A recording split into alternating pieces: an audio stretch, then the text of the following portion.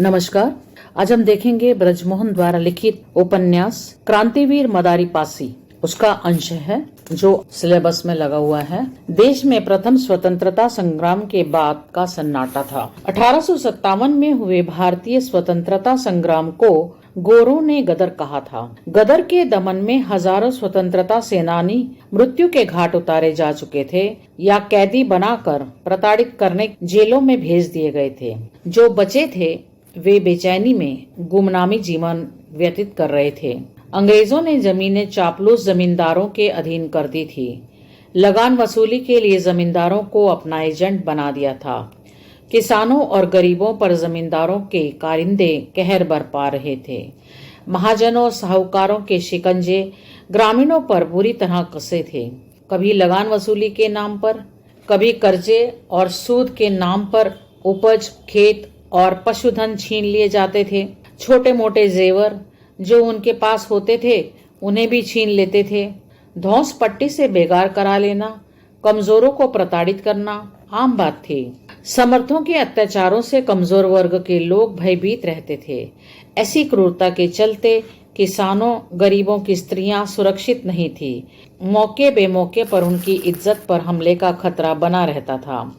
उन्हीं दिनों हरदोई जिले के एक गांव में मदारी का जन्म हुआ। पिता का नाम मोहन पासी था और गांव का नाम मोहनगंज मजरा इंटोजा, तहसील संडीला।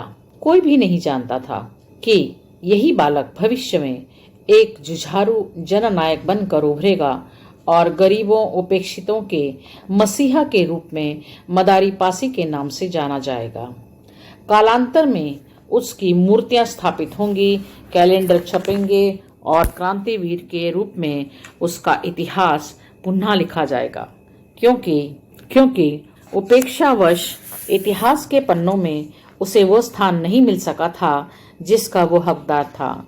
मोहन पासी गरीब किसान थे। उनके पास पर्याप्त भूमि नहीं थी।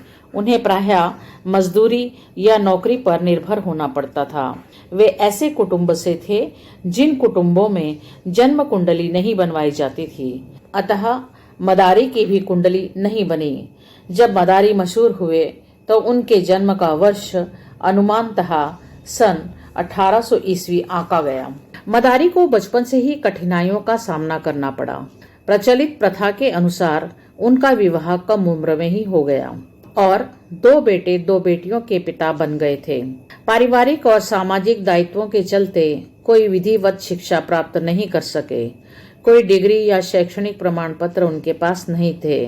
मदारी कोई कुशल वक्ता नहीं थे, परंतु उनके अंतःकरण से निकली सीधी, सच्ची और क्रांतिकारी बातें लोगों को बहुत प्रभावित करती थी। उन्होंने हिंदी के साथ साथ उर्दू का भी ज्ञान प्राप्त कर लिया था। वे दूसरों को उर्दू पढ़ाया करते। उस समय हिंदी की अपेक्षा उर्दू का चलन अधिक था। होश संभालते ही उनके सामने विसंगतियां रहीं। ब्रिटिश साम्राज्य स्थापित होने से देश गुलामी की जंजीरों में जकड़ा था। किसानों का दुतरफा दोहन हो रहा था।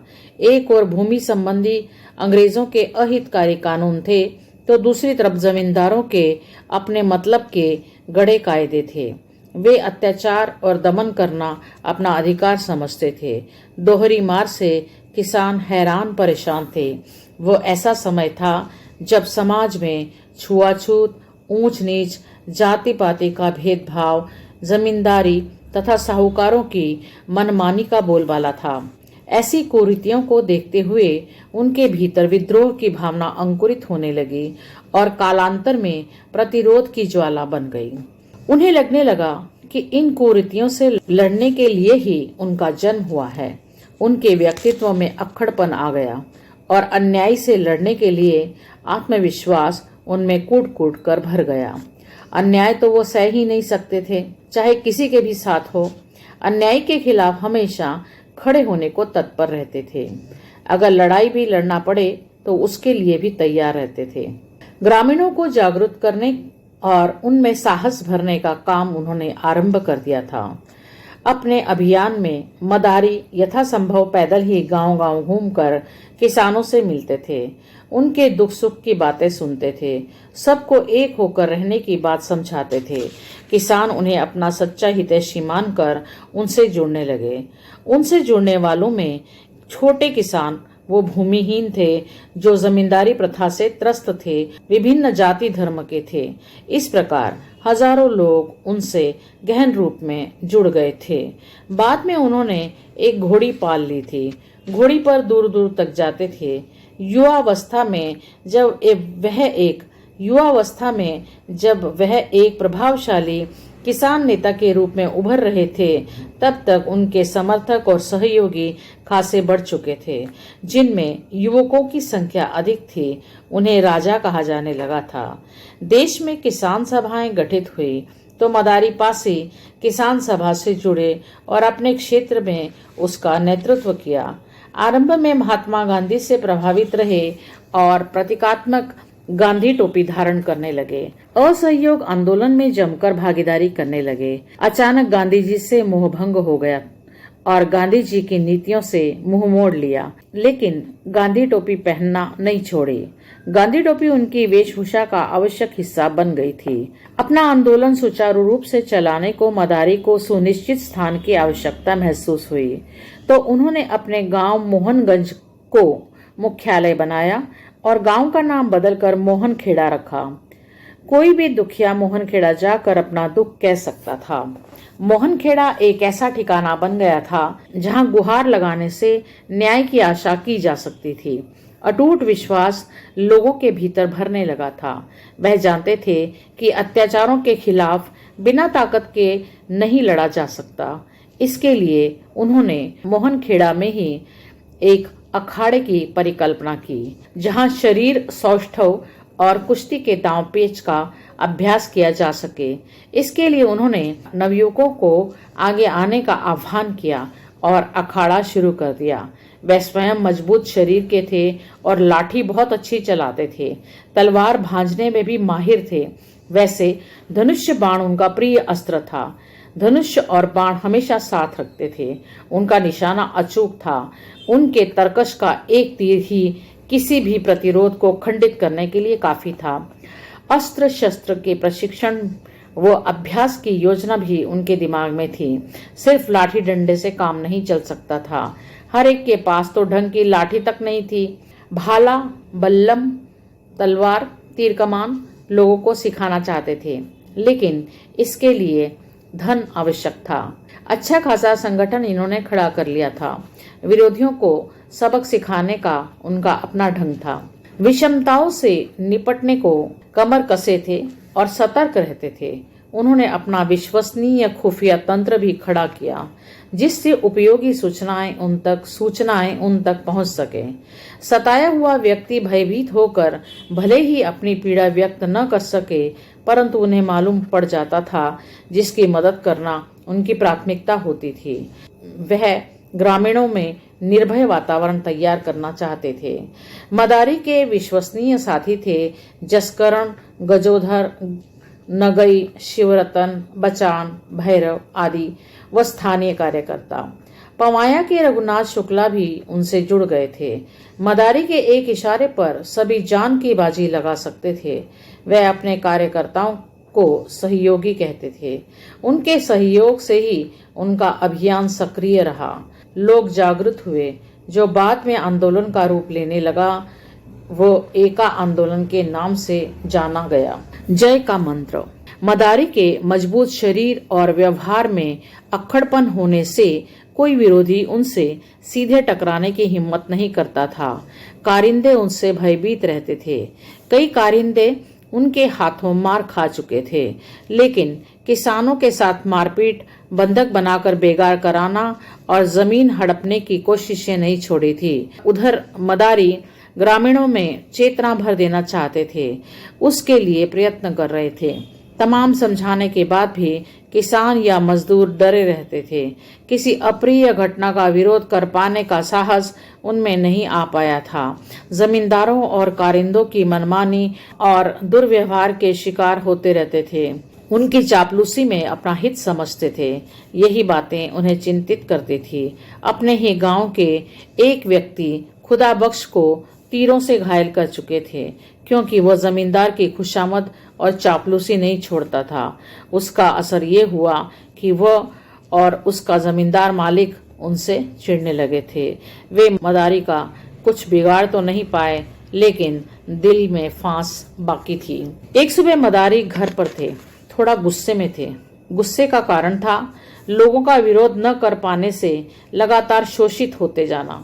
उसी समय छतिया रामपुर गांव का परमा फरियाद लेकर आया। उसने लगभग रोते हुए समस्या बताई।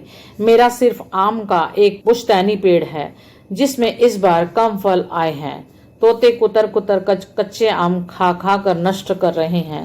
अगर आज और कल मैं आम नहीं तोड़ पाया तो परसों भरावन का बाजार नहीं कर सकता, फिर तो मौका ही नहीं मिलेगा। हफ्ते में एक बार ही बाजार लगता है।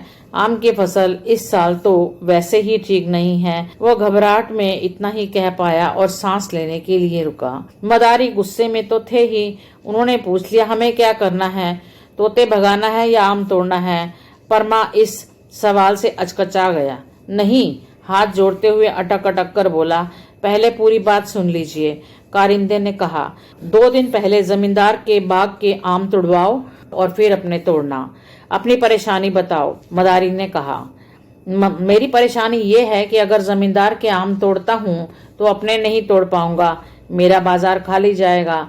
उनका तो पूरा बाग है, उसी में दिन निकल जाएंगे और फिर उनके आम तोड़ने से तो कुछ मिलना नहीं। अगर उन्हें मना करता हूँ तो वे मारेंगे। बड़ी दयनीयता से उसने बताया। तुमने मना किया? नहीं, मना कैसे करता, हिम्मत ही नहीं पड़ती। अच्छा, तो तुम्हारी समस्या दूर कर दी जाए? हाँ। परमा हाथ ही जोड़े रहा। मेरी बात मानोगे? हाँ। तुम्हारी परेशानी दूर करने का रास्ता है, लेकिन एक काम करना होगा। क्या? उसने हाथ जोड़ते हुए पूछा। करोगे? हाँ। अपने गांव से और अपने आसपास के गांवों से कम 15 आदमी बुलाकर मेरे पास ला सकते हो, जो जमींदार या कारिंदों से परेशान हो? हाँ, उसने खुशी खुशी कहा। जानता था कि 20 आदमी परेशान हैं। तो ठीक है, जाओ, उन्हें लेकर मेरे अखाड़े में आ जाना। ये ध्यान रहे कि दोपहर के पहले आना है, वरना मैं समझूंगा कि किसी को कोई परेशानी नहीं है। अगर नहीं लेकर आए तो दोबारा कभी मेरे पास समस्या लेकर नहीं आना। थोड़ी सख्ती से मदारी ने कहा। परमा खुश होकर चला गया। उसे काम आसान लग रहा था। उसके जाने के बाद मदारी अखाड़े पहुंचे। उनके कार्यकर्ता अभ्यास और कसरत करके निपटे थे। उन्हें काम सौंपा कि अभी निकल जाओ और कम से कम 20-25 उन आदमियों को दोपहर के पहले यहीं बुलाकर लाओ, जो जमींदारों और कारिंदों से ज्यादा परेशान हों। अगर ज्यादा लोग आए तो और भी अच्छा रहेगा। ध्यान रहे, दोपहर के पहले आ जाना। परस्पर द्वेष, जाति पाति के भेद, आपसी ऊंच नीच की भावनाएं ग्रामीणों की एकजुटता में बाधक थी। गांव-गांव के विभाजन भी उन्हें पृथक करते थे। आपस में भले ही लड़ जाएं, किंतु किसी अन्य द्वारा किए जा रहे अत्याचार के विरुद्ध एक होकर खड़े होने का साहस नहीं कर सकते थे। इन हालात में मदारी थोड़े चिंतित रहते थे। मदारी की उनसे सहानुभूति थी। चाहते थे कि लोग जागृत हों और अत्याचार का प्रतिरोध करने का स्वयं साहस करें। इतनी तो चेतना उनमें जागे। मदारी को आज विश्वास हो रहा था, परमा की समस्या को लेकर एकता का पाठ पढ़ा कर रहेंगे, उनमें मनोबल भर कर रहेंगे, लोगों को उनकी ताकत का भान करा कर रहेंगे। परमा बड़ी दम भर कर गया था, लेकिन 15 के बजाय कुछ 7 आदमी ही ला पाया था। उसे मिलाकर 8 आदमी हुए। कार्यकर्ता 20 आदमी ले आए थे। 2 राह चलते आदमी रोक कर बिठा लिए थे, जो कहीं दूर से चलकर आ रहे थे। उन्हें शायद ठहराव और आराम की जरूरत थी। पाकड़ के पेड़ की घनी छाया थी। पानी पीने का प्रबंध था। व्यायामशाला के पास कुएं पर रस्सी बाल्टी रखी थी। एक चरवाहे को भी बिठा लिया था, लेकिन वो उठकर चला गया था।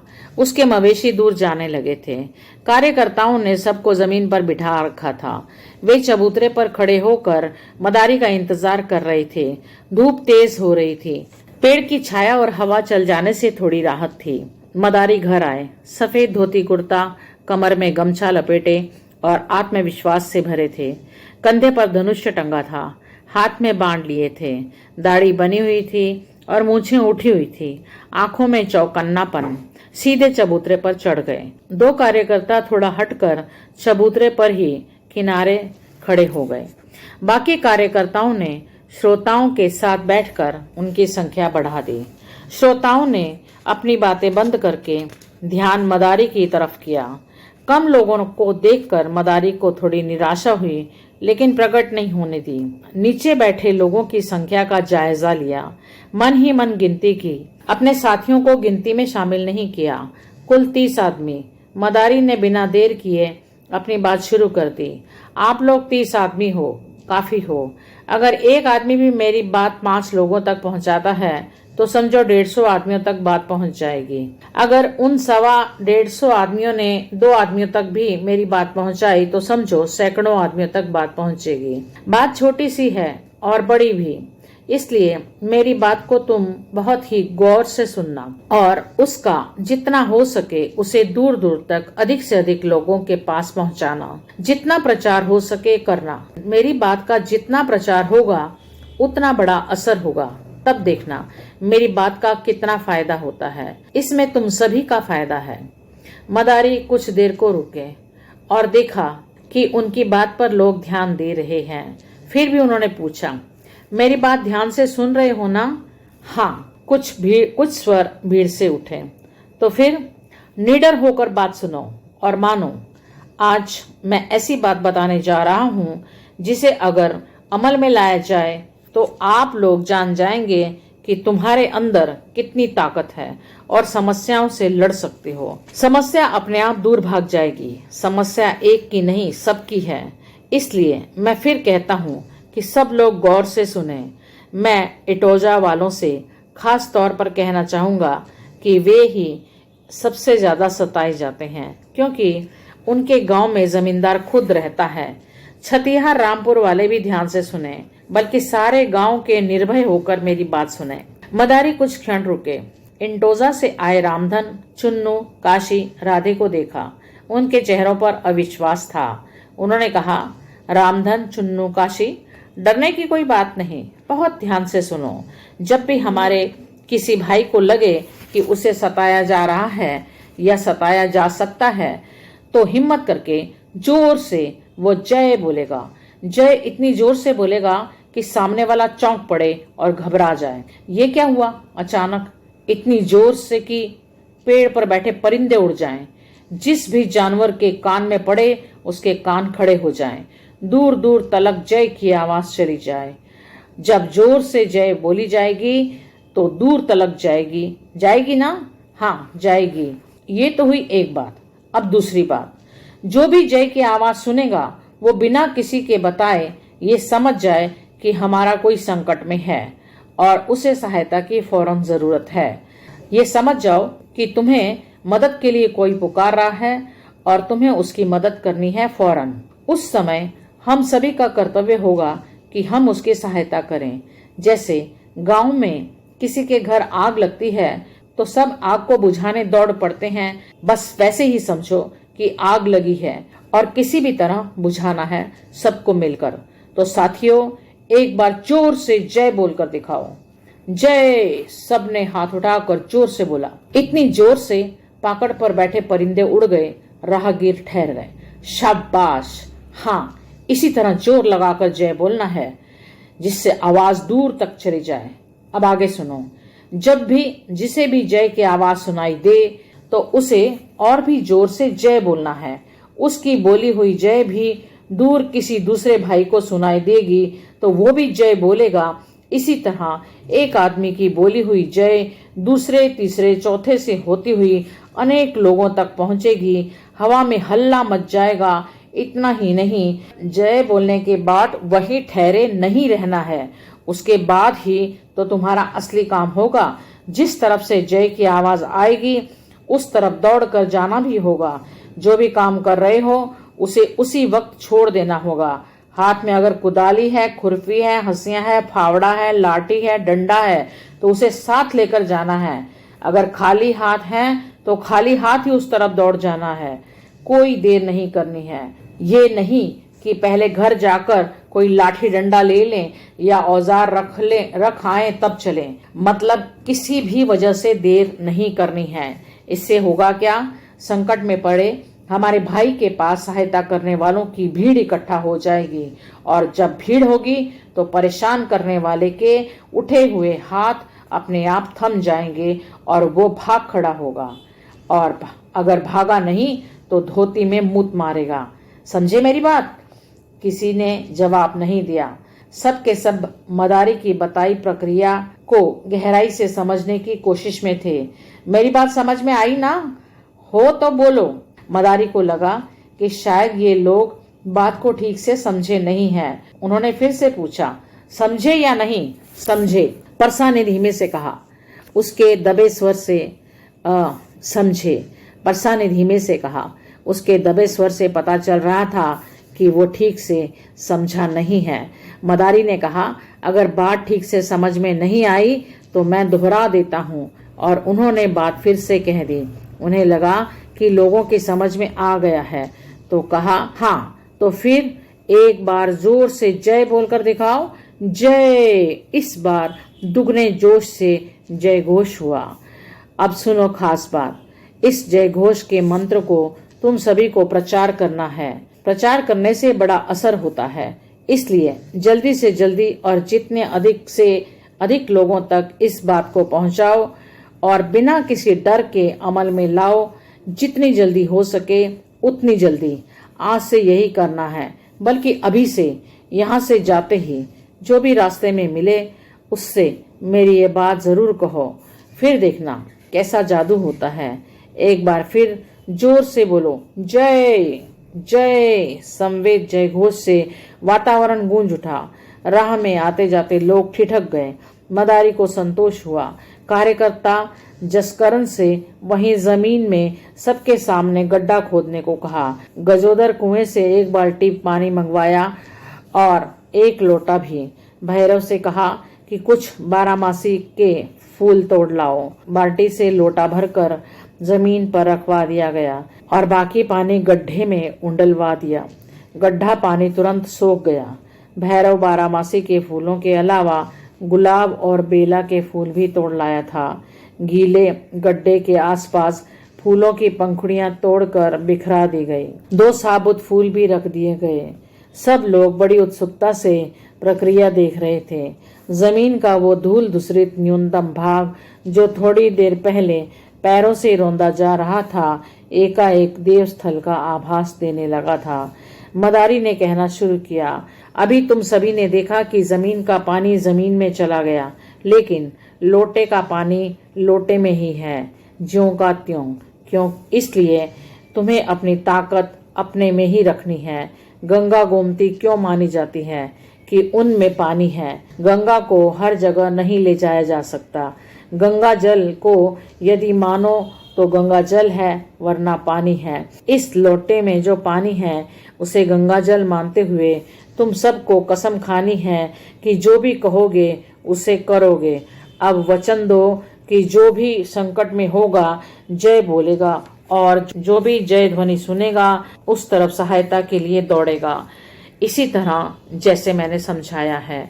चलो अब एक एक करके उठो और गंगा की कसम खाओ कि हम ऐसा ही करेंगे। लोग एक एक करके गड्ढे के पास जाते, लोटे का स्पर्श करके कसम खाते और गीली जमीन को सिर झुकाकर प्रणाम करते और बुदबुदाते हुए प्रतिज्ञा करते। इसी तरह सभी ने जय बोलने और सहायता करने की कसम उठा ली। मदारी बहुत खुश हुए और बोले, अब ठीक है, हमें उम्मीद है कि सब वैसा ही करेंगे। अगर सहायता की जरूरत होगी तो हमारे ये सहयोगी जसकरण, गजोदर, नगई, शिवरतन, बचाव और भैरव हैं। ये तुम्हारी सहायता करेंगे।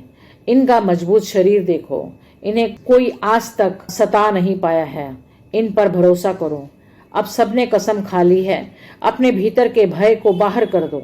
मैं तुम्हारा भय ही निकालना चाहता था। अब एक बार फिर अपनी प्रतिज्ञा दोहरा दो। हम जय बोलेंगे और दौड़कर भी जाएंगे। हाँ, अब ठीक है। अब इस मंत्र का प्रचार करना है और अमल में लाना है। ये सबके भले के लिए है। अगर किसी ने कोताही बरती तो ये हमारे आदमी पीटेंगे। मदारी ने जसकरण और भैरव की तरफ इशारा करते हुए धमकी भी दे दी। अगर अपनी प्रतिज्ञा से पीछे हटे तो समझो किसी की कोई सहायता कभी भी नहीं की जाएगी। लोगों ने सिर हिलाकर समर्थन किया तो मदारी ने कहा, किसी को शक सुबह नहीं होनी चाहिए। अगर हिम्मत में कमी हो तो अभी बता दो, अपनी कसम वापस ले लें। नहीं, हम बात मानेंगे। ठीक है, जाओ। सब उठे और विश्वास के साथ चले गए। उनके कदम आत्मविश्वास से भरे थे। मदारी को अच्छा लगा। मानव संसाधन की उपलब्धता को देखते हुए जय का मंत्र देकर उन्हें संतोष था। जय घोष। शपथ लेने वालों ने जय बोलकर सुरक्षा पाने का खूब प्रचार किया। जो भी मिला उससे कहा था। एक दिन में ही मंत्र वाली बात बहुत लोगों तक पहुंच गई थी। अब रह गया था अमल में लाना। सुबह सुबह परमा के पास फिर खबर आई थी कि जमींदार के बाग के आम तोड़वाना है। परमा सीधे मना तो नहीं कर सका, पर वहां न जाने का ठोस निर्णय कर चुका था। उसने दूसरे गांव में मंत्र के प्रचार के लिए जाना उचित समझा और तुरंत निकल गया। लौटा तो दिन ढलने को था। सूर्यास्त होने में देर थी।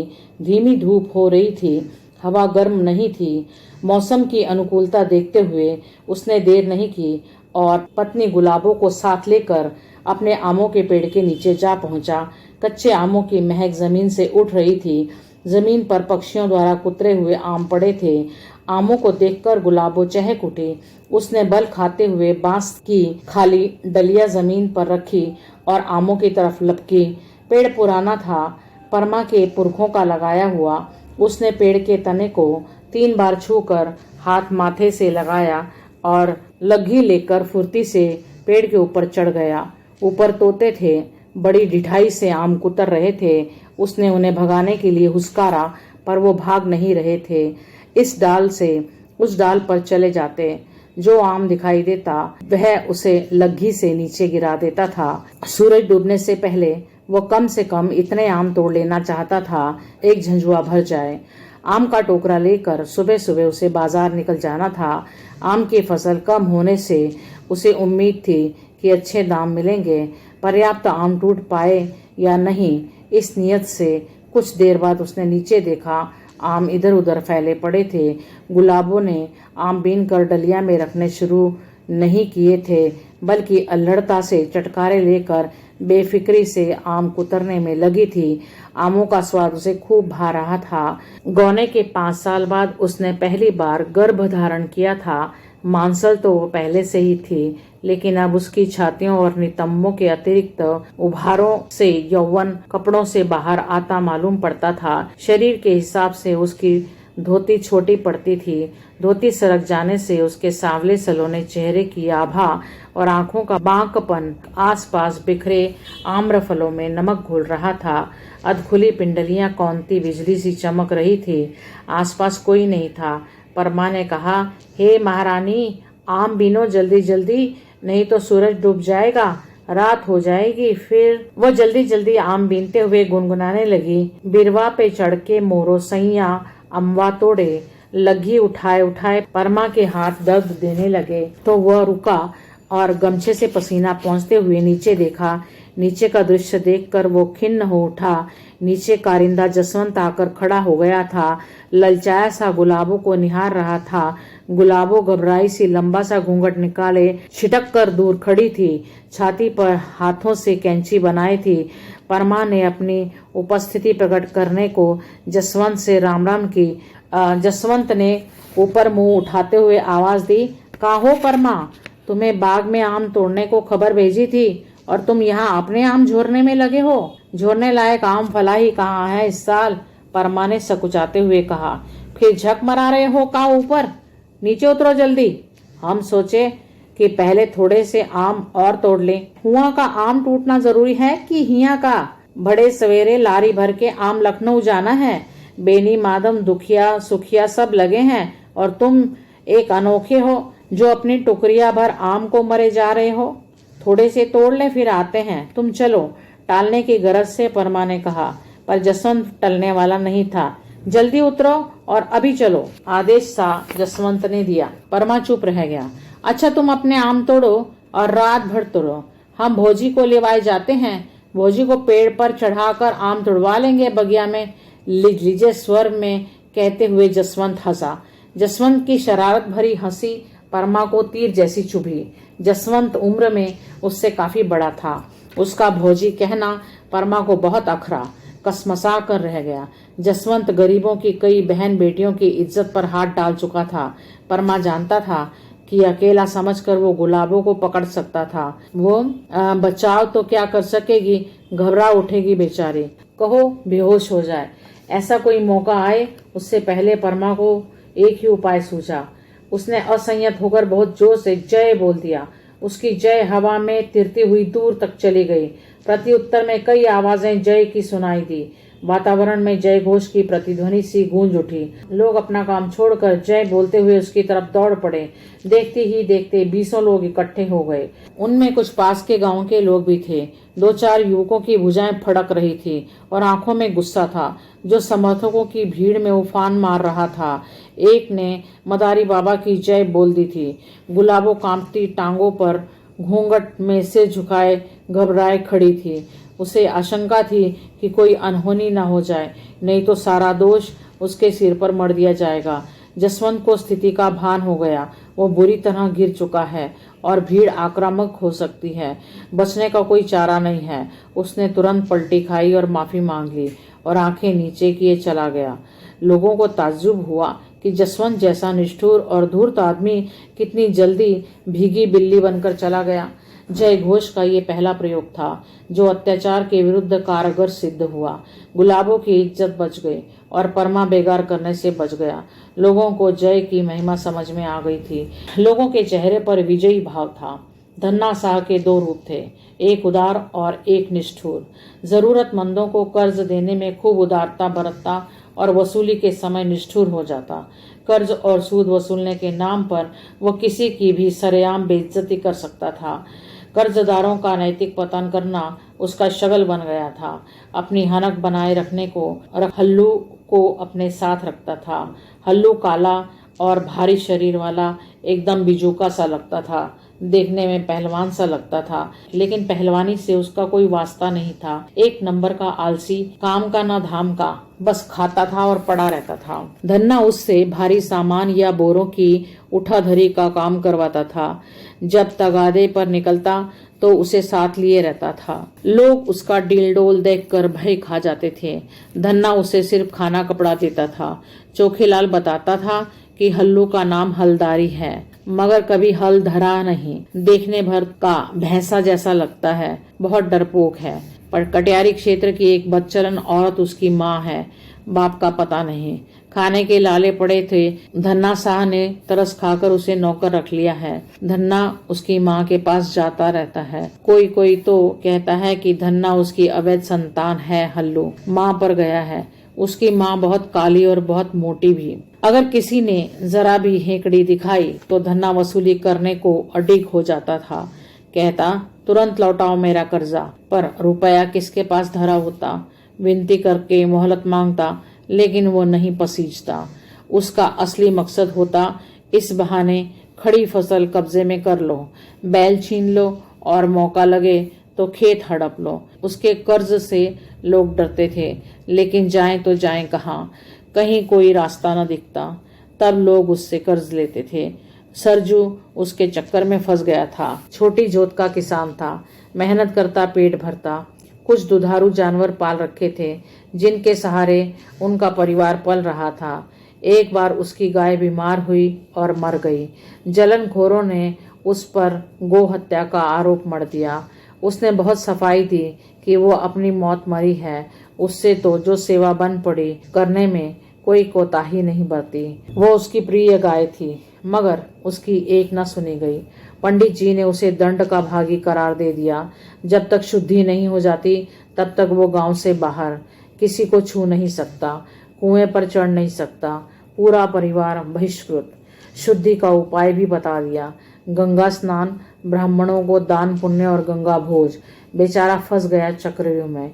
मरता क्या न करता, लेकिन इन सब के लिए अच्छा खासा खर्च करना था। खर्च की पूर्ति के लिए कर्ज और कर्ज के लिए धन्ना शाह था ही। धन्ना शाह ने उदारता दिखाई, दयालु होकर अपना कर्तव्य पूरा किया। कुछ नकदी के अलावा घी, तेल, अनाज और उधार दे दिए कि बेचारे को सामाजिक बहिष्कार से बचाना है। सरजू सामाजिक बहिष्कार से तो बच गया, किंतु ठगा गया था। उसकी आंखों में पानी था। कर्ज न चुकाने से धन्ना से आंखें चुराने लगा। धन्ना उससे तगादे कर चुका था कई बार। धन्ना की नजर उसकी बैल जोड़ी और दुधारी भैंस पर थी। संध्या की बेला थी। सरजू अपने जानवर चराकर जंगल से लौट रहा था। एक जोड़ी बैल, एक गाय और 2 भैंसें थी। धन्ना को उसके जानवर छीनने का यही समय उचित लगा। हल्लू के साथ झाड़ियों की ओर में खड़ा हो गया। सरजू जैसे ही झाड़ियों के पास आया तो धन्ना और हल्लू प्रकट हो गए। दोनों को साथ देखकर सरजू का माथा ठनका।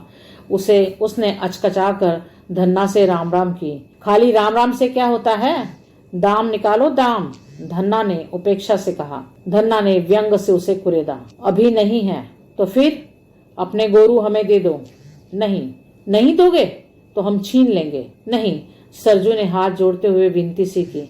क्या नहीं, कहते हुए उसने हल्लू को हुक्म दिया, पकड़ लो इसके गाय, बैल, भैंस सब। नहीं, ये मत करो महाजन, सरजू गिगियाया। क्यों ना करूं, मैं भूखों मर जाऊंगा, मेरे बच्चे भूख से मर जाएंगे। कर्जा लेते समय नहीं सोचा? सरजू नैतिक दबाव महसूस कर रहा था। हाथ जोड़कर गिड़गिड़ाया, महाजन मान जाओ। नहीं मान सकता। नहीं, मान जाओ सेठ।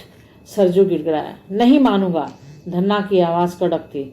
सरजू का चेहरा एकदम तमतमा उठा। उसे मदारी की सीख याद आ गई, पर वो जय बोलने की हिम्मत नहीं कर पा रहा था। किसी तरह हिम्मत करके उसने कह दिया, नहीं माने तो मैं जय बोलकर हल्ला मचा दूंगा। उसके स्वर में ध्वनि मुखर हो चुकी थी। इतना सुनते ही हल्लू तो भाग खड़ा हुआ। धन्ना की सिट्टी पिट्टी गुम हो गई और एकदम ढीला पड़ गया, जैसे उफनते दूध में पानी छिड़क दिया गया हो। वो जानता था कि जय घोष का मतलब सैकड़ों लोगों का इकट्ठा हो जाना और इज्जत का मिट्टी में मिल जाना। पासा पलट सकता है। उसने मिन्नतें सी की, सरजू सब कुछ करना मगर जय न बोलना। धन्ना जैसा कुटिल आदमी गिड़गिड़ा रहा था, हाथ जोड़े था। जय घोष का एक प्रभाव यह भी था। जय घोष का एक प्रभाव यह भी था। यहाँ पर इस उपन्यास का यह अंश समाप्त होता है। मिलते हैं अगली वीडियो में नए विषय के साथ। वीडियो अच्छा लगे सब्सक्राइब कीजिए। आपके विषय से संबंधित बहुत सारे वीडियो आपको मिल जाएंगे और जिस वीडियो की आपको जरूरत हो तो प्लीज कमेंट बॉक्स में जरूर लिखिए। तब तक के लिए नमस्कार।